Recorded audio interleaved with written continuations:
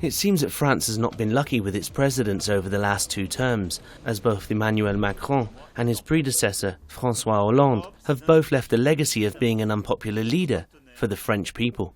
Recent local elections in France have seen Macrons Republique en Marche drop significantly down the table, which resulted in the resignation of Prime Minister Eduard Phillipe and his entire team, leaving Macron playing with words and describing the resignations more as a so-called reshuffle. But is a reshuffle enough for a president that's had to deal with multiple protests against his premiership, ranging from the Yellow Vest movement to his handling of the economy following the impact of the COVID-19 virus? It appears that whatever happens on a governmental scale will still be a reflection of Macronism and hence will see no change for French citizens. The fact of the matter for Macron is that in seeing Philippe tender his resignation and accepting it, this may be a fatal blow for Macron, as he loses a very popular Prime Minister and potentially the key to maintaining any credibility that Macron had left. However, Philippe may have been just too popular for Macron's liking, and if so, was the election result the ideal opportunity for Macron to oust a future political rival, as Philippe's momentum could have seen him potentially challenge Macron at the top? Moi je pense que c'est un ministre qui a fait son boulot. Il est vraiment très bien.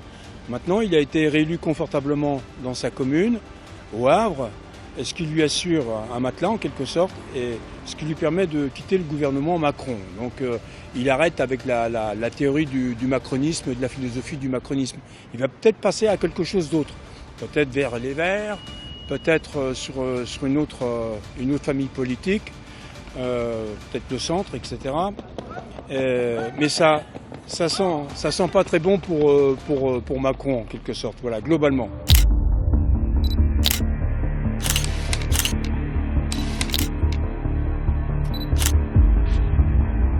So where did it all go wrong for Macron?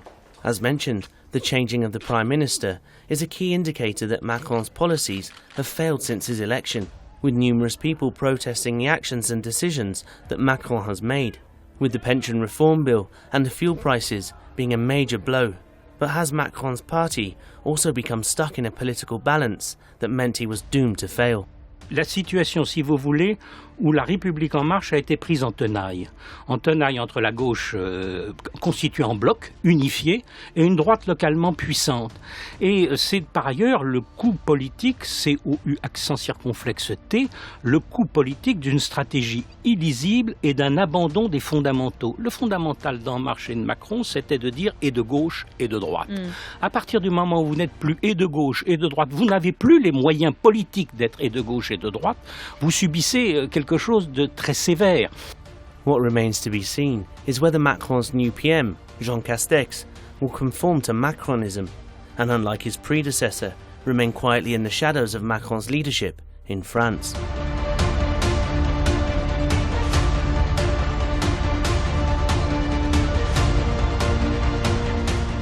The local elections in France not only saw the results lead to the resignation of the Prime Minister and his cabinet, but also saw a very low turnout, likely caused by the reluctance of people to vote during the ongoing risk of the coronavirus, but also as local elections in France are generally a poor reflection of what will happen in a presidential race.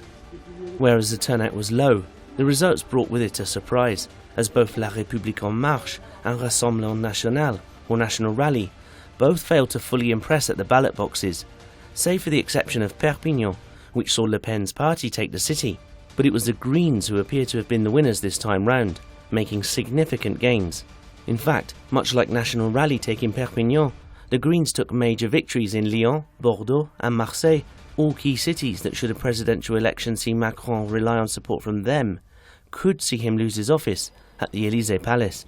With the French clearly taking the time to consider other political priorities, the rise of the Greens in France has seen Macron attempt to bring in his own green initiatives in order to woo the electorate back into the policies of La République en Marche. L'État prendra toute sa part, c'est pourquoi dès le plan de relance que nous sommes en train de préparer, 15 milliards d'euros supplémentaires sur 2 ans seront injectés dans la conversion écologique de notre économie. Nous allons mettre en place un fonds de transformation écologique de notre économie dans le plan de relance. Avec là aussi, de manière sous-jacente, un objectif qui apparaît partout dans vos propositions. Le fait que ce modèle est cohérent avec un objectif d'indépendance.